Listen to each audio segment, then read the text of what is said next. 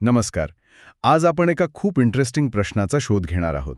म्हणजे बघा, आजच्या या धावपळीच्या आधुनिक जगात हिमालयात जाऊन आत्मज्ञान मिळवणं हे खरंच शक्य आहे का? आणि समजा ते मिळालं, तर त्या ज्ञानाचं करायचं काय? त्याला घेऊन पुन्हा एका सामान्य माणसासारखं जगता येतं का? या प्रश्नांच्या उत्तरांसाठी आपल्याकडे श्री एम यांचे एक आत्मचरित्र आहे, apprentice to a Himalayan master. एक विलक्षण पुस्तक आहे. ही कहाणी आहे केरळमधल्या एका सामान्य मुलाची, जो योगी बनण्यासाठी थेट हिमालय गाठतो आणि त्यानंतर जे घडतं ते खरंच अविश्वसनीय आहे. आज आपण त्यांच्या या प्रवासातील गूढ आणि महत्त्वाच्या टप्प्यावर सविस्तर चर्चा करणार आहोत. हो, आणि ही कहाणी खरंच खूप खास आहे. कारण याची तुलना अनेकदा परमहंस योगानंद यांच्या ऑटोबायोग्राफी ऑफ अ योगीशी केली जाते. बरोबर. दोन्ही पुस्तकांमध्ये हिमालयातली ती गुरु-शिष्य परंपरा आहे, ते ज्ञान आहे, पण श्रीएम यांची कहाणी मला वाटतं आजच्या काळाशी जास्त जोडलेली आहे. ती फक्त एका व्यक्तीच्या प्रवासापुरती नाहीये, तर ती चेतना म्हणजे कॉन्शियसनेस आणि वास्तवाचं स्वरूप समजून घेण्याचा एक प्रयत्न आहे. चला तर मग सुरुवातीपासून सुरुवात करूया. श्री एम, ज्यांचं मूळ नाव होतं मुमताज अली खान, ते केरळमधल्या एका पारंपरिक मुस्लिम कुटुंबात वाढले.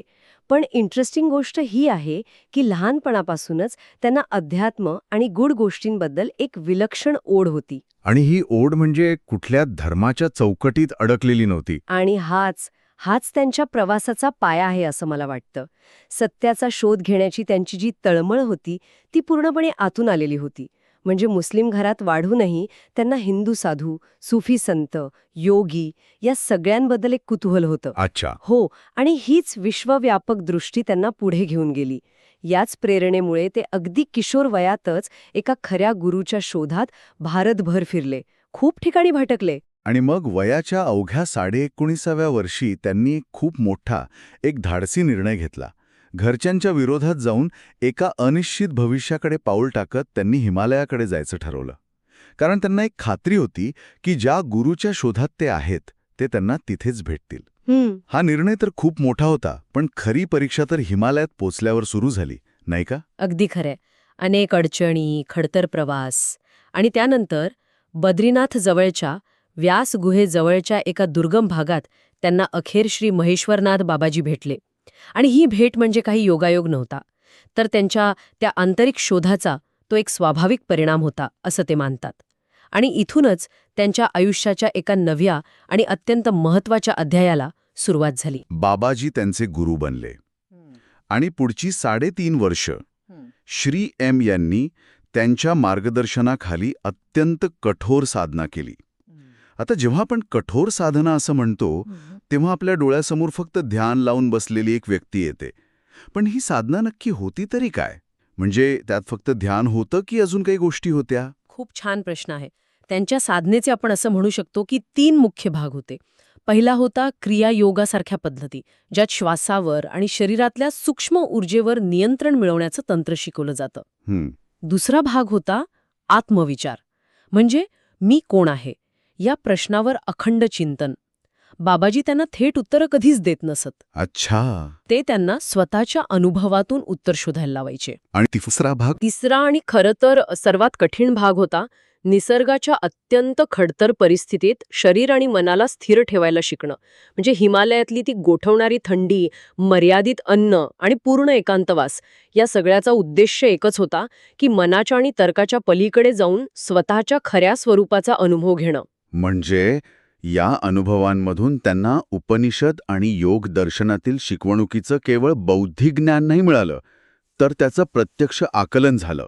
उदाहरणार्थ, अहम ब्रह्मास्मी म्हणजे मीच ब्रह्म आहे हे वाचणं एक गोष्ट झाली, पण ते अनुभवणं ही तर पूर्णपणे वेगळी गोष्ट आहे. मग यातील फरक त्यांच्या साधनेत कसा दिसून आला? तुम्ही अगदी अचूक मुद्दा मांडला आहे. अहम ब्रह्मास्मी हे केवळ एक वाक्य नाहीये, ती एक अनुभवायची अवस्था आहे.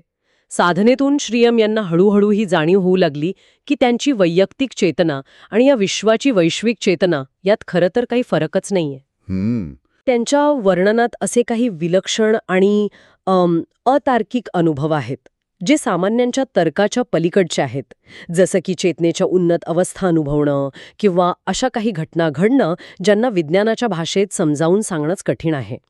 या अनुभवांमुळे त्यांना तर्काच्या मर्यादांची जाणीव झाली.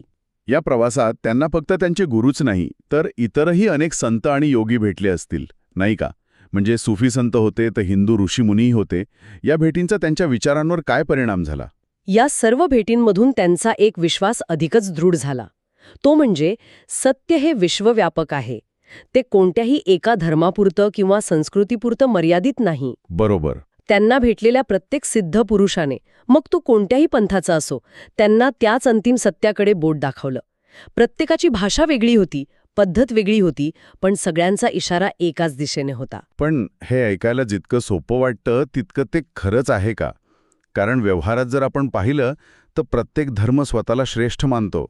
मग या अनुभवातून त्यांनी हे द्वंद्व कसं सोडवलं असेल? हा एक खूप महत्वाचा प्रश्न आहे. त्यांनी हे अनुभवलं की धर्मांची जी बाह्य रूपं आहेत, कर्मकांड आहेत, सामाजिक नियम आहेत, ते वेगवेगळे असू शकतात आणि तिथे मतभेदही असतात. पण प्रत्येक धर्माच्या मुळाशी एक गूढवादी किंवा मिस्टिकल प्रवाह असतो. जसं इस्लाममध्ये सुफिझम, हिंदुइझममध्ये वेदांत. हो. आणि या पातळीवर सर्व अनुभव एका सत्याकडे घेऊन जातात. तिथे शब्दांपेक्षा अनुभवाला जास्त महत्त्व असतं. त्यामुळे त्यांच्यासाठी हे द्वंद्व उरलंच नाही. त्यांना असं दिसलं की सर्व नद्या वेगवेगळ्या मार्गांनी वाहत असल्या तरी शेवटी एकाच समुद्राला जाऊन मिळतात. वाह! 3.5 वर्षांच्या या तीव्र साधनेनंतर जेव्हा त्यांना वाटलं असेल की आता आपलं आयुष्य हिमालयातच जाणार, तेव्हा त्यांच्या गोष्टीत एक खूप मोठा ट्विस्ट आला. त्यांची साधना पूर्ण झाल्यावर बाबाजींनी त्यांना एक अगदी अनपेक्षित सूचना दिली. हो, आणि हा या कथेचा सर्वात महत्वाचा आणि एक प्रकारे विरोधाभासात्मक भाग आहे. बाबाजींनी श्री एम यांना पुन्हा सामान्य जीवनात परत जायला सांगितलं. लग्न करून, नोकरी करून एक सामान्य माणसासारखं आयुष्य जगायला सांगितलं. खरंच? हो. सामान्यतः आपल्याला काय वाटतं की अध्यात्म म्हणजे संसार सोडून निघून जाणं. पण ही शिकवण त्याच्या अगदी उलट होती. पण असं का? इतकी साधना करून मिळवलेलं ज्ञान ते पुन्हा त्या गर्दीत, त्या व्यवहारात जाऊन वापरायला सांगण्यामागे काय विचार असेल? यामागे खूप खोल विचार आहे. ज्ञानाची खरी कसोटी ही एकांतात नाही लागत. ती लागते लोकांमध्ये, नात्यांमध्ये आणि रोजच्या जबाबदाऱ्यांमध्ये. अच्छा. हिमालयात मिळवलेली शांती जर बाजारात किंवा ऑफिसच्या कामाच्या तणावात टिकत नसेल तर ती तकलादू आहे, ती खरी नाही. बाबाजींना त्यांना हेच शिकवायचं होतं की खरं अध्यात्म हे पलायन नाहीये, ते सामान्य जीवनात उतरून जगण्याची एक कला आहे. आणि त्यानुसार श्रीएम यांनी हिमालयातून परत येऊन अनेक वर्ष एका सामान्य माणसाचं आयुष्य जगलं. त्यांनी नोकरी केली, लग्न केलं, मुलांना वाढवलं. हे खरंच अविश्वसनीय आहे, नाही का? त्यांनी हे दाखवून दिलं की आध्यात्मिक शांती आणि आध्यात्मिक जागृतीसाठी संन्यास घेण्याची काही गरज नाहीये. आणि याचमुळे त्यांची शिकवण आजच्या काळात अधिक विश्वासार्ह आणि प्रासंगिक वाटते. त्यांनी हे सिद्ध केलं की एक कुटुंबप्रमुख असून आपल्या जबाबदाऱ्या पार पाडत या धावपळीच्या जगात राहूनही आध्यात्मिकदृष्ट्या प्रगल्भ जीवन जगता येतं. आणि नंतरच्या काळात जेव्हा त्यांना वाटलं की आता योग्य वेळ आली आहे, तेव्हा त्यांनी आपले अनुभव लोकांपर्यंत पोहोचवायला सुरुवात केली. तर या सगळ्या चर्चेचा आणि त्यांच्या प्रवासाचा अर्थ काय? यातून आपल्याला काय महत्वाचे विचार मिळतात? मला वाटतं पहिला आणि सगळ्यात महत्वाचा विचार म्हणजे कोणत्याही परंपरेला किंवा मताला चिकटून न बसता प्रत्यक्ष अनुभवातून सत्य शोधणं. अगदी. आणि दुसरा महत्वाचा मुद्दा म्हणजे वैयक्तिक परिवर्तनाची शक्ती. कठोर साधना आणि शिस्त एका सामान्य माणसाच्या जीवनात किती सखोल बदल घडवू शकते याचं हे एक उत्तम उदाहरण आहे. केरळमधील एक जिज्ञासू मुलगा ते हिमालयीन योगी आणि पुन्हा एक सामान्य गृहस्थ. हा प्रवास मानवी क्षमतेची ताकद दाखवतो. आणि हो, ते तर्काच्या पलीकडचे गूढ अनुभव. हे अनुभव हे दाखवतात की आध्यात्मिक समज मिळवण्यासाठी कधीकधी आपल्याला तर्काची मर्यादा ओलांडावी लागते. प्रत्येक गोष्ट वैज्ञानिक पुराव्याने सिद्ध होईल असं नाही. काही गोष्टी अनुभवाव्या लागतात आणि त्यावर विश्वास ठेवावा लागतो. बरोबर. आणि शेवटचा पण सर्वात महत्वाचा विचार म्हणजे सर्व मार्गांची एकरूपता. त्यांनी हे केवळ पुस्तकात वाचलं नाही, तर ते जगले. हिंदू, मुस्लिम, सुफी, योगी या सर्वांच्या भेटीतून त्यांनी अनुभवलं की अंतिम सत्य एकच आहे. म्हणूनच हे पुस्तक धर्माच्या भिंती तोडून एका विश्वव्यापक सत्याकडे पाहण्याची दृष्टी देतं. हे केवळ एका व्यक्तीचं आत्मचरित्र नाहीये, तर ते एका आध्यात्मिक शोधाचं प्रेरणादायी वर्णन आहे. खरंच आज आपण श्री एम यांच्या अद्भुत प्रवासावर एक सखोल नजर टाकली. केरळमधील एका जिज्ञासू मुलापासून ते हिमालयातील एका सिद्ध योगीपर्यंतचा त्यांचा प्रवास. तिथली ती खडतर साधना आणि ते ज्ञान पुन्हा सामान्य जीवनात आणण्याची त्यांची कला, हे सगळंच आपल्याला विचार करायला लावणार आहे. या संपूर्ण माहितीवरून एक महत्त्वाचा प्रश्न मनात येतो, ज्यावर आपण विचार करू शकतो. श्री एम यांनी सत्य शोधण्यासाठी समाजापासून दूर जाऊन साधना केली आणि नंतर पुन्हा समाजात येऊन ते ज्ञान जगले. यावरून असा विचार मनात येतो की खरं ज्ञान जगापासून दूर एकांतात मिळतं, की त्या ज्ञानाची खरी कसोटी, त्याचं खरं मूल्य ते पुन्हा जगात सक्रियपणे वापरण्यात आहे. चिंतनासाठी एकांत आवश्यक आहे, पण ज्ञानाच्या सिद्धतेसाठी समाज, यावर विचार करायला नक्कीच हरकत नाही. व्हिडिओ आवडला असेल तर लाईक करा आणि अशाच युजफुल व्हिडिओसाठी चॅनलला सबस्क्राईब करायला विसरू नका.